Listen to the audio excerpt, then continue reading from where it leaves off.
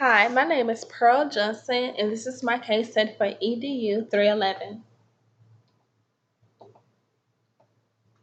I did my case study on Jay. Some background information on Jay is she's a 9-year-old in elementary school. She has two sisters and two brothers. They all live with their mother, and they also have a pet dog. She also has no known medical issues to date. Some strength and some interests of Janiyah. Janiyah loves the subject science. She loves nature, she says. She loves the bugs and the outside, being in the grass and playing in the dirt. Some also interest is she loves the color pink, and she also loves spending time with her family, going shopping. And this past summer, they also went to Disney World, where she said she really enjoyed herself. Some academic and behavior challenges. Janiyah is pretty much an overall average student. Like I said, she is a repeater of third grade, but as far as academics and behavior, she isn't too above or too below as compared to the rest of the students in the class. Um, Prior tests. She's a repeater of third grade. All her tests is pretty much average as compared to everybody else in the classroom, except for in math. In math, she kind of struggles a little bit more than compared to the rest of the subjects. Status in RTI. Because there is no significance in her behavior or academics, she has not been referred to RTI. Then there's special education because of her academics is not too below, and she doesn't have trouble really learning. She has not been referred to special education. Behavior history. She's an average student except for on the occurrences. On occasion, she has had some outbursts during class, and she may have stumped her feet going to her desk when told to move down her behavior clip, or and even some rare occasions she has been sat down and start crying and hysterically, and then started screaming and crying, disturbing the rest of the classroom.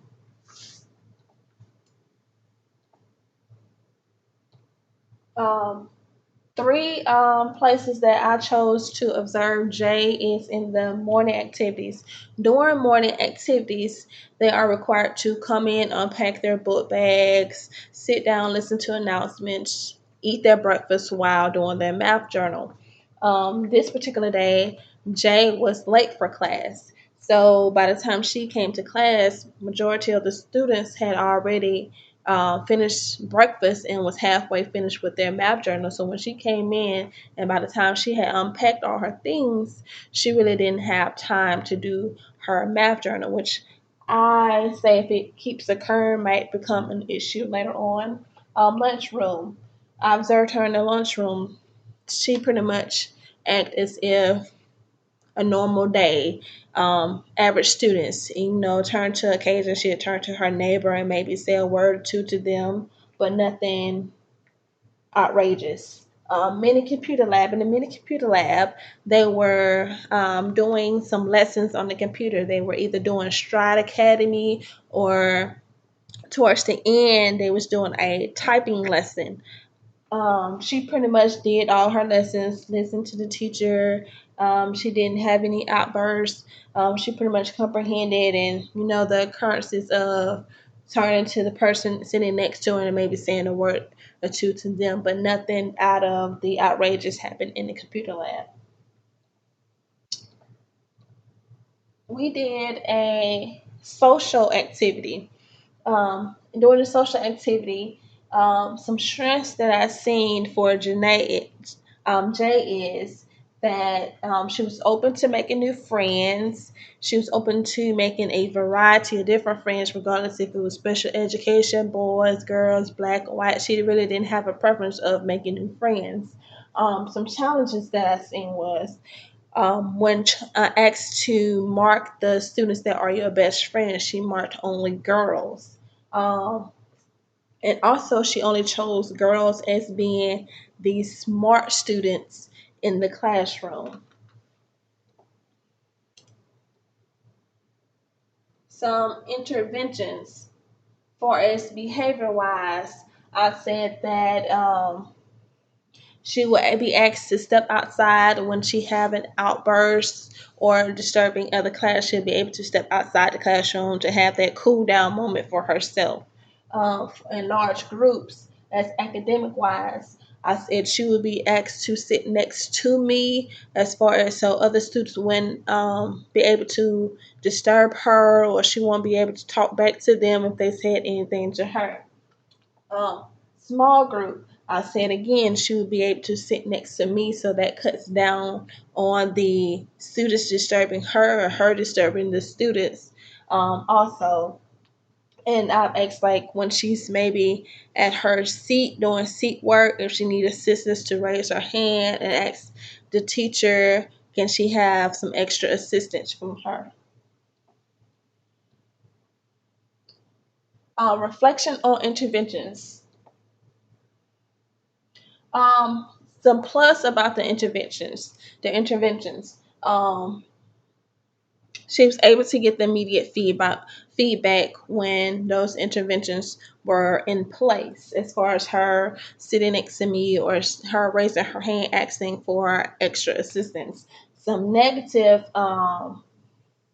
things about that was when I would give her an extra few minutes to do an assignment, she took advantage of that by not doing the assignment during the allotted time that I gave the other students. She would play and talk, and then she would say, I'm not finished. And when I'm giving her, she relied more on that extra 5 minutes to complete her assignment than trying to complete it within the normal time frame that I gave the other students. So that was a negative feedback as far as that.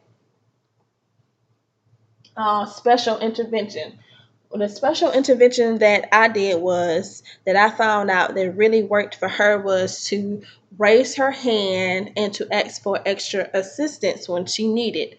Um, I felt like this worked because she was able to get the immediate feedback as soon as she needed it. Some things that I would do differently with this intervention is to print out a checklist for her so that she can ask herself some questions before raising her hand for assistance from me or another teacher. Maybe, have I read the directions completely? Did I read the whole question? Do I understand what it is asking me? Asking me, these are some of the things that I would have on the checklist so she can check off before she can raise and be like, I don't understand what's going on. Drum roll. What I learned from my student is that what you plan for students don't always work. And in that case, it comes down to my second one. Be open to change. You may come in and plan a lesson, but maybe the students don't quite understand the way that you're doing. So you have to be open to changing the concept or the way that you're teaching them, or go outside the box, which is my third thing that I learned from my student. Be willing to step outside the box. Find a different way to teach them and let them learn. And the last thing is, know that everyone learns different. Everyone is not going to learn by sitting down and listening to a teacher. Not everyone is going to be able to learn visually. Maybe somebody needs to hear it, and everybody learns different. And that's the conclusion to my case study for EDU 311.